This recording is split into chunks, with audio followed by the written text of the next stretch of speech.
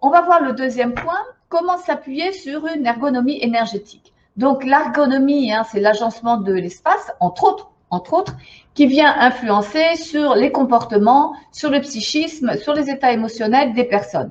Pourquoi énergétique? Parce que j'aborde l'organisation de l'environnement eh bien, au travers du prisme du Feng Shui. Et donc, avec le Feng Shui, comme vous l'avez bien compris en introduction, travaille au filtre de la compréhension de l'énergie. Alors, je te remercie. Donc, si vous n'avez pas une pièce définie, imaginons que vous avez, pour l'instant, vous êtes un peu nomade chez vous, vous n'avez pas encore installé votre bureau, ou peut-être vous avez déjà installé une partie d'espace de travail, mais vous ne vous sentez pas bien. Si vous deviez vous installer aujourd'hui dans une pièce, quelle pièce choisiriez-vous? Ah, bravo, vous m'avez déjà écouté. Effectivement, effectivement. Donc, tu peux, je crois que tu peux cliquer. Effectivement, on ne va absolument pas choisir les chambres à coucher, puisque les chambres à coucher ont la fonction de nous accompagner dans notre santé, de récupérer énergétiquement et de nous protéger pendant notre sommeil. Donc, on va favoriser une énergie très yin dans ces pièces-là. Et donc, si nous installions notre poste de travail dans ces pièces-là, eh bien déjà, on envahirait notre espace de repos. Et en plus, on viendrait perturber la qualité de notre sommeil puisque notre esprit serait toujours présent, le travail serait toujours présent dans la chambre de repos.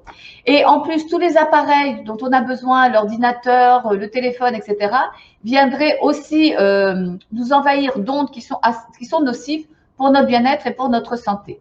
Donc, on va choisir effectivement la zone sociale qui va être le salon. Comme sur ce plan-là, hein, c'est une pièce ouverte où il y a le salon, salle à manger et la cuisine. Ce n'est pas toujours le cas, mais donc sur ce plan, on se base là-dessus. Et c'est un très bon choix. Après, il va falloir savoir comment organiser son espace de travail, parce que je sais que certaines personnes, par exemple, eh bien, vont s'asseoir sur leur canapé et utiliser leur table de salon, donc absolument pas ergonomique au niveau du corps.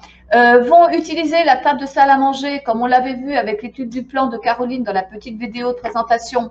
Et eh bien, on envahit là la sphère personnelle et donc à chaque fois, il faut ranger, il faut enlever et puis les enfants vont venir manger, etc.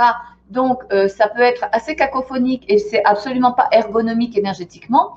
Donc, on va réfléchir à comment organiser un bureau de façon à pouvoir avoir une ergonomie énergétique. Voilà. Donc, voilà, on l'a vu. Donc, déjà, si vous n'avez pas de bureau, il faut absolument matérialiser votre espace de travail. Et aujourd'hui, il y a énormément de solutions qui existent. Donc, je crois que tu peux cliquer. Donc, vous voyez, on a une étagère qui présente une rallonge que l'on peut tirer et que l'on peut fermer. On a cette autre étagère noire qui nous propose en plus des systèmes de rangement. On a une table pliante. On a une étagère qui nous laisse une table de travail avec des petits rangements. Et puis, on a aussi un bureau dans lequel il y a des rangements et on ouvre et on ferme. Donc, ce qui est intéressant dans ces propositions, c'est qu'on va se mettre, quand on va commencer sa journée de travail, on va se mettre en position, je dirais. Ça veut dire quoi? Ça veut dire que déjà, on fait comme si on fonctionne en entreprise. On s'habille, on se maquille, on fait attention à soi et on commence son moment de travail.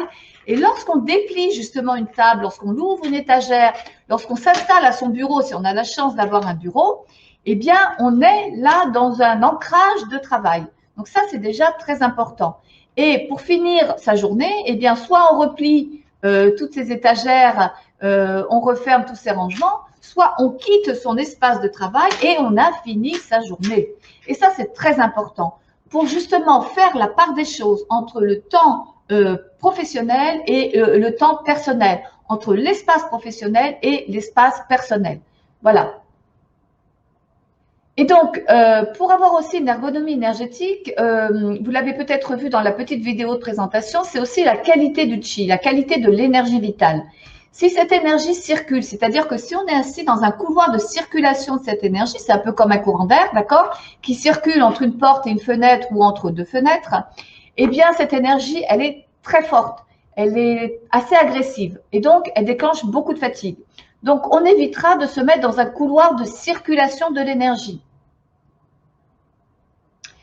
Par contre, si cette énergie est très yang, elle peut être aussi stagnante et absolument négative pour notre propre énergie personnelle. On peut voir dans cet exemple, eh bien, que on est comme dans une cage, on est complètement enfermé. En plus, le plafond est très très bas.